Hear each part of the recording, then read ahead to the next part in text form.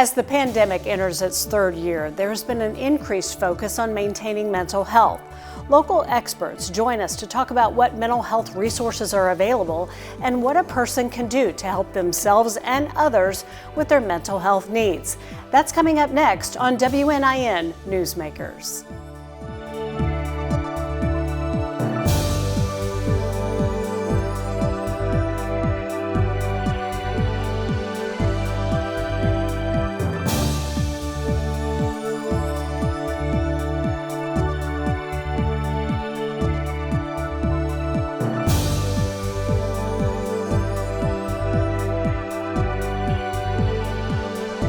According to the National Institute of Mental Health, nearly 1 in 5 American adults live with mental illness and almost half of American teenagers. We'll be talking to several local experts about what they're seeing in real time as the pandemic stretches on and what resources are available to help people through either a temporary crisis or maintaining a lifelong diagnosis. Our first guest is the CAO of Deaconess Crosspoint, Scott Branham.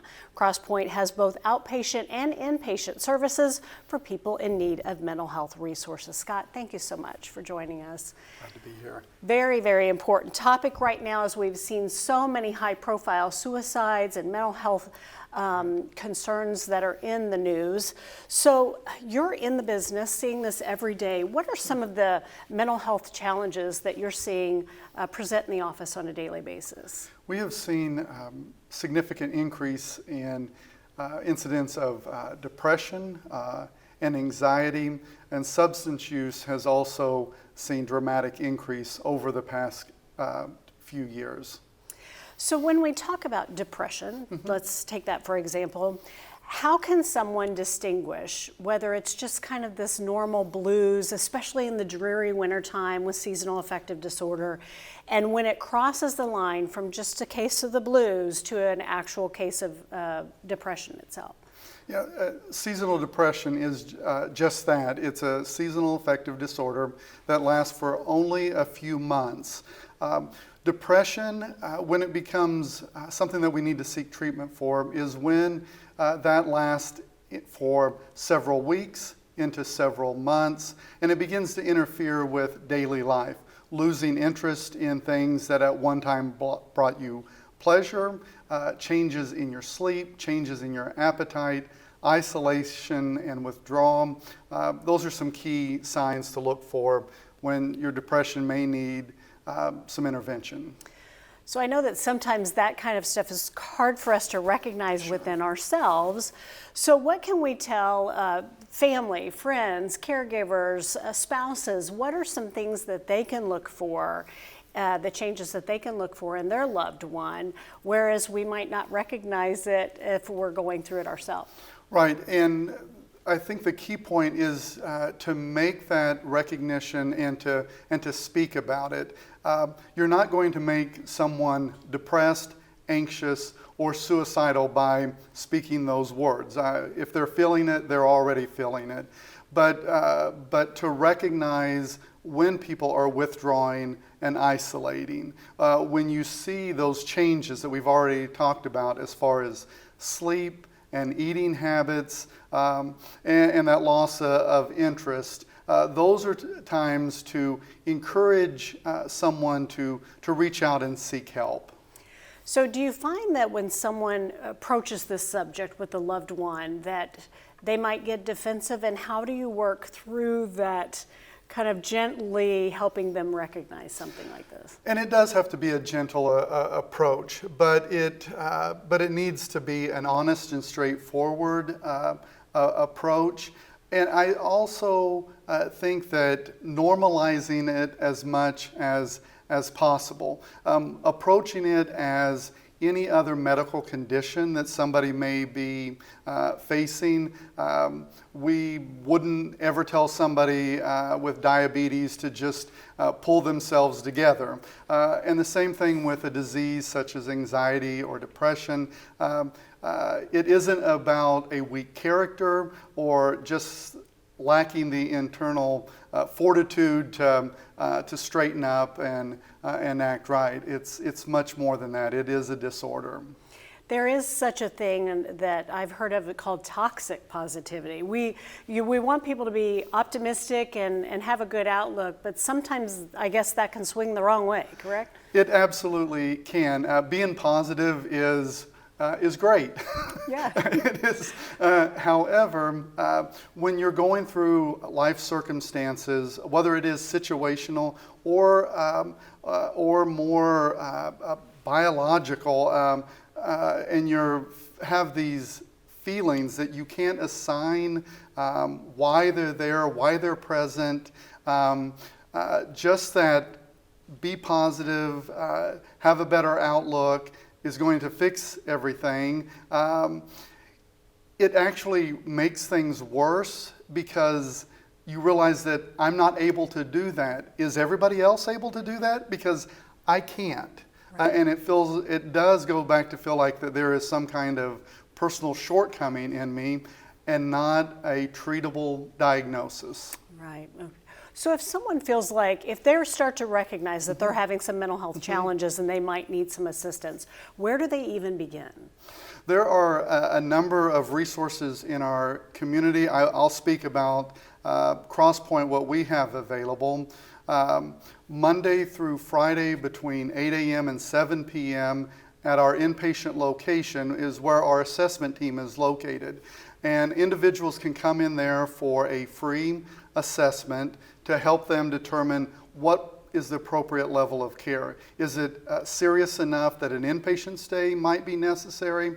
Or is meeting with a therapist or a psychiatrist or a nurse practitioner who might start them on some medication, or something in between. They will work with the individual, their family, to determine an appropriate treatment plan. And that's a walk-in service? You don't have to make an appointment? You're able to make online appointments, but it's certainly there are certainly appointments available for walk-ins as well. Wow.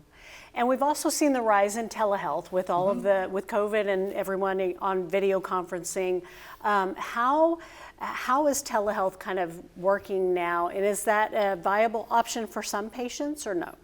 It is a viable option. We saw during the pandemic very early on that payers changed their standards and allowed behavioral health and other services as well to venture into that world of telehealth, and it has provided a new avenue to meet with patients, whether that's for medication management or for therapy, to meet with their providers, which is great for those that are in rural areas, those that were isolating because of COVID, or don't have transportation to get in to see their provider.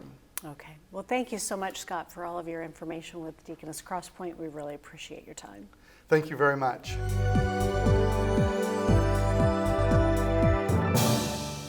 Joining us now is Katie Omandro, the Director of Social Work at Youth First. Youth First has counselors in most, if not all, of our local schools with very, very important services. Thank you so much, Katie, for joining us. Thanks for having me.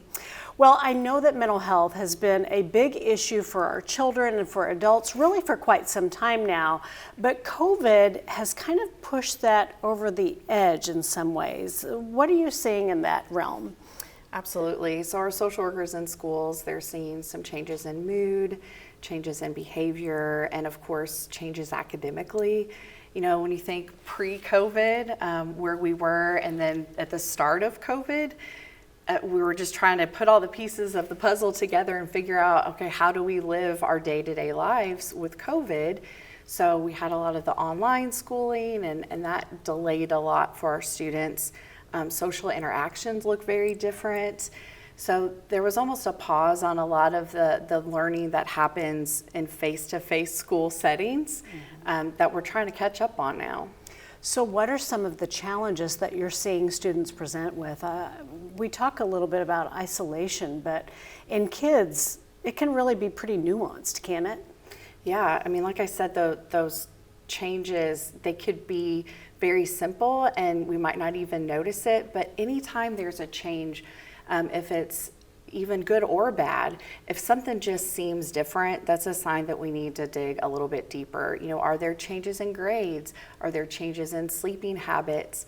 Are our kiddos just feeling a little bit more irritable, or do they seem angry?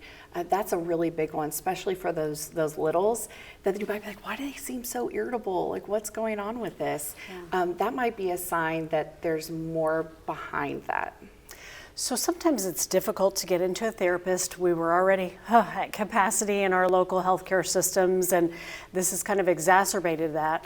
So what can parents do if they start to notice the changes in their child or in the child that they're taking care of? And so if they're waiting to be seen, is there anything that a parent can do to kind of Band-Aid it, for lack of a better term? Yeah, like you said, pre-COVID, our system was definitely struggling to meet all the needs, our healthcare system, and then COVID obviously hit, and our healthcare system was hit really heavy, and our mental health care system, meeting all of the needs. So that's making things really challenging and added a completely different layer.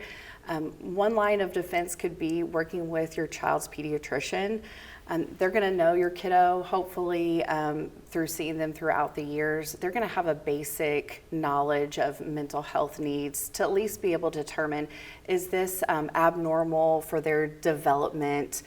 Do we need to do a referral of some sort so they can provide assistance that way? And getting into a pediatrician is just another avenue to get that help. Obviously, seeing your youth first social worker, if your kiddo is in a school that has a youth first social worker, definitely reach out to your school, see if there is one in your school if you're unaware, and then they can work as a team with your school, with the teacher, putting all the pieces of the puzzle together. Is this something that's just kind of normal for the age developmentally, or is there more going on? So what range of services do your social workers provide in the schools that you serve? I mean, you are seeing children all throughout the developmental cycle, correct? Absolutely. I mean, we're in elementary, middle, high school, across the board. So our social workers keep that into consideration of what's the developmental age of the student, kind of what's normal and abnormal for that age. But our social workers will work with anyone with academic needs, mood management things, foreseeing depression, anxiety. One thing that's pretty big lately is grief. We all experience grief on some level, but one thing that's new because of COVID is we're seeing more students for grief related to a loss due to COVID. So that's something that's new that's coming up. And just coordinating with the school, that's where our kiddos are Monday through Friday, every day. They spend a large chunk of their time. So our social workers are right there with them. They know a lot of the kids that students are going to talk about anyway, so they can kind of get the dynamic of things. Sure. So how important is early intervention before it gets too far down the path? Absolutely. It's important to know what's going on and, how serious is this issue? Is it something that's pretty serious that we need to get some plans in place for the safety of the kiddo? It just depends on what the need is and what's going on with them. But early intervention is great. There are different things that we could set up to prevent a number of things. I mean, social media, for example, that's a whole topic of its own. Yeah. Limiting that access or at least delaying it as long as possible, that's like a form of prevention. Removing all the barriers and all the challenges that come with that before it even gets into the hands of the kiddo. So let's talk a little bit about social media and the access to all of the tools and all of the things on the internet and the early access. What can you say to parents who have that battle every day? No, I need your phone. No, you're not going to be on TikTok. Do you have any strategies or tips on how parents can hold the line on their boundaries when it comes to that? Right. Well, it's kind of a loaded question. First and foremost, starting out with just waiting as long as you can before even allowing our kiddos to have those things. Every family has to decide what's best for them and what works for them. But as far as social media goes, I can't believe how often I would have conversations where social media was at the root of the problem. So that delaying that is huge. Another way to help is if your student does have some type of electronic, say it's a phone, for example, charging it in your room instead of letting your child charge it in their room. That can save a lot of headaches. A lot of students will stay up very late texting on their phone, and we dig a little deeper and realize, oh, they're not getting much sleep, and think of all that comes with that. Great. Well, that's great information, Katie. Thanks so much for joining us today. Thank you.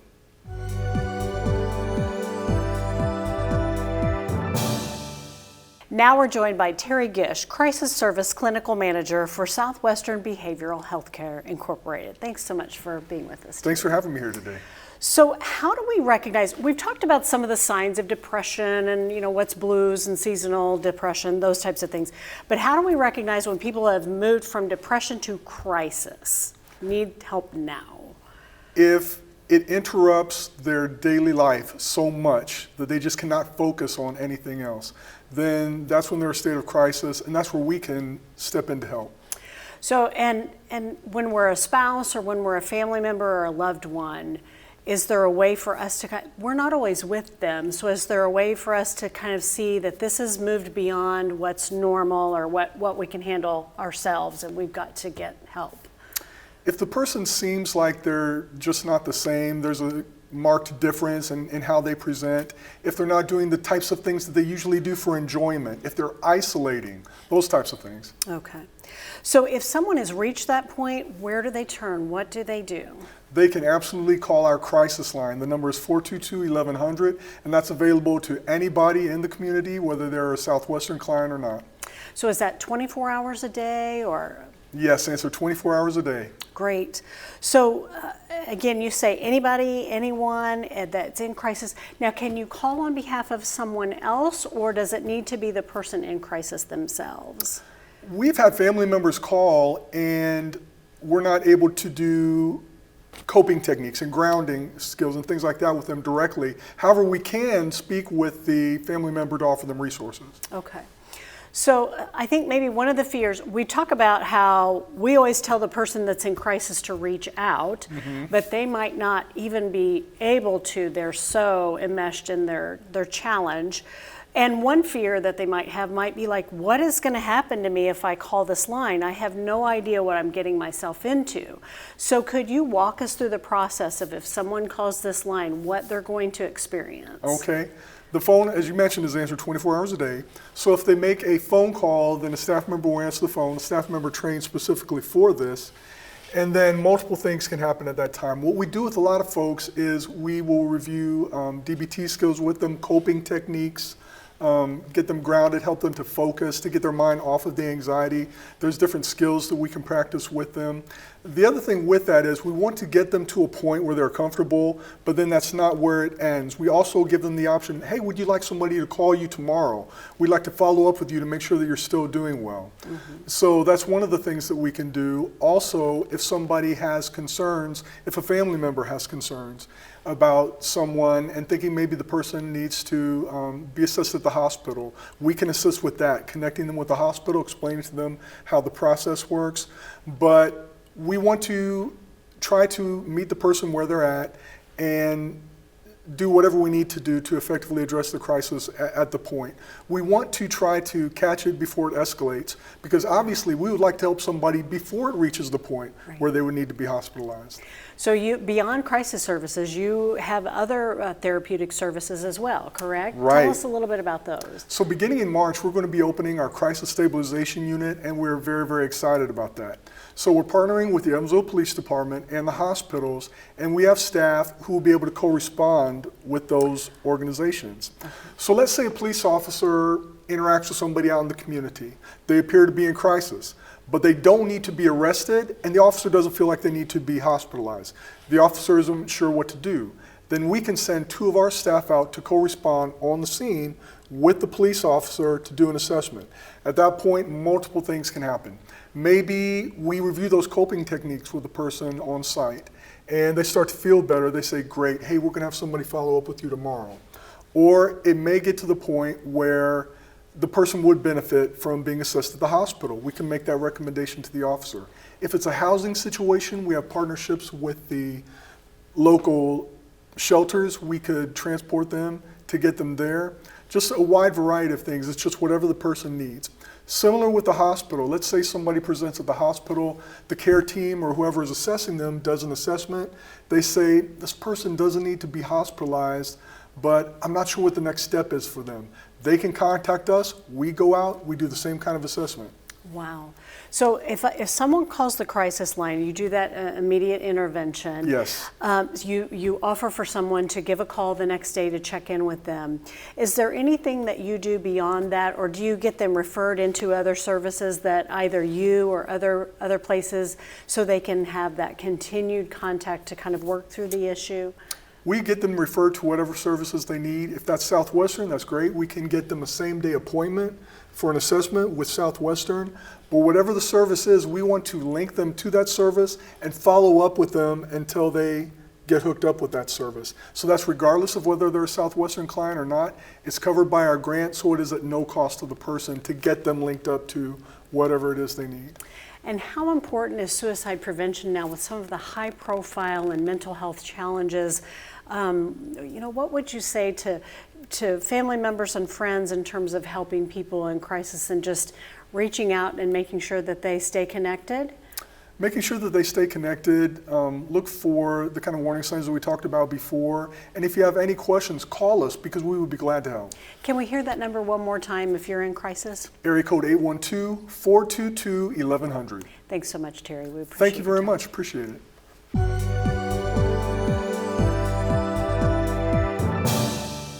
Joining me to continue the discussion about mental health is Emily Reidford, Vice President of Community Outreach and Education for the Easter Seals Rehabilitation Center. Thanks for joining us, Emily. Thanks for having me. So what can we do? How can we recognize when someone else is to the point of crisis?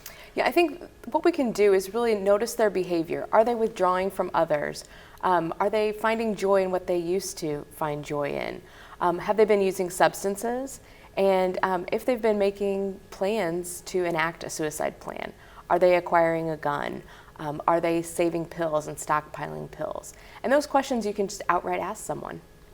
So I think what's tricky is sometimes you see so many advertisements or you see the suicide hotline and it says, reach out if you need help, give us a call or talk to someone. But I think a lot of people who are at that point of depression and are at that point of crisis, they don't feel like reaching out. That's not what that's not their next step. So what can other people do to kind of bring that along or help them? Well, that's a great point, because someone who is in that deep state of depression, who is struggling with their mental health in that way, will find it hard to reach out to other people. So when I say reach out, it's actually talking to the people who are feeling okay and who are noticing that someone else may be struggling. But reach out to them, ask them, are you okay? How have you been? Are you thinking about suicide? And then help them make that call, or make that call with them to the suicide hotline number. So, of course, we talk about COVID and the isolation after COVID. Sometimes because we are so insular now, it's kind of hard to recognize these behaviors in others because everybody has been holed up in the house or they're working from home. So do you suggest that people maybe get on a regular text string with someone, or what are some of the things that we can do maybe to reach out even if we don't recognize it yet? Right, I think regular communication is going to be key here. And it's not just the how are you, or how are things going, and then hearing a litany of this is how my day went, but really getting to that, how are you feeling about this? How are you coping with this? Is this difficult? Really tapping into those feelings and not just a list of to-dos that person has, or a list of, this is how my day went, but really tapping into those feelings and trying to recognize if someone is really struggling with that. So give us some tips on how to sit with someone who is really struggling, because I know that a lot of people pull yourself up by your bootstraps, just think positive, or they don't want to sit in that awkward silence and they don't know what to say. So do you have some tips for the person to just kind of help them be comfortable with this real awkwardness that might take place? Yes, and I think that is the key, is just to be comfortable with the awkward, and even saying something like, I don't have the right words to say, but I know that I want to be here with you and I want to support you, and if I can cry with you, I will, or if I can just be in the same physical space as you to support you. Sometimes that's what people need. They don't need someone else to come in and fix it for them or cheer them up right away. They just need someone to share with them in that journey of pain or that journey of difficulty. And sometimes that's all you have to do, is just let them know, I am here and I'm hurting right along with you, and I'm here for you, and we can get through this together. Well, sometimes the tragic happens. Unfortunately, it's been all over the news, and thankfully we've been talking about it more. So if we know someone who has lost a loved one, a friend, a person that's close to us to suicide, how can we support the people that were close to them as well? Right. I think one of the most important things to do when someone does die by suicide is continue to talk about them, share those memories about them with their loved ones, because that's one of the biggest fears that people have in losing someone to suicide is my loved one's going to be forgotten forever. No one will ever mention the great life they led or all the positive things about them. They'll be forgotten. So I think one of the most important things we can do is still share in their memory and still talk about them and connect with their family members about them specifically. There are resources that we have here in town that people can access as well. We have a Survivors of Suicide support group that runs the first and third Monday of every month. And it's a great place for folks who have lost someone to suicide that can come and share, support others, and be supported at the same time.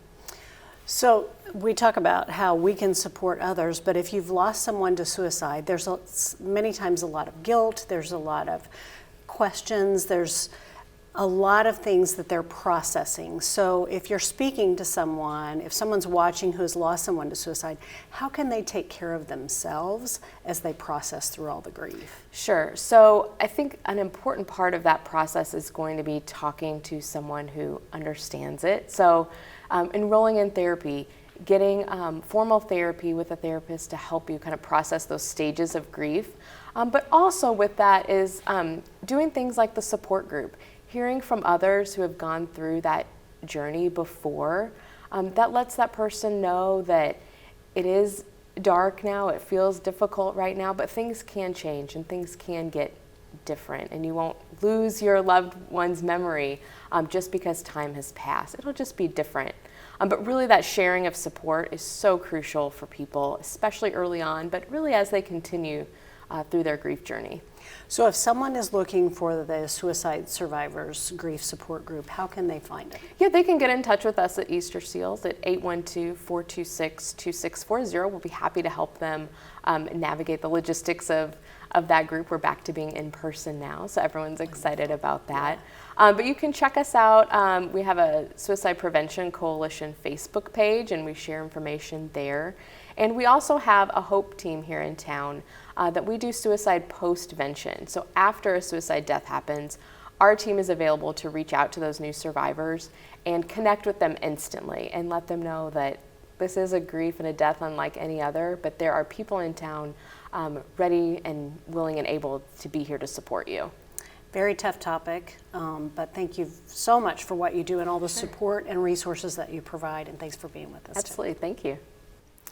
Thanks to all of our guests for helping us understand more about local mental health and suicide prevention resources.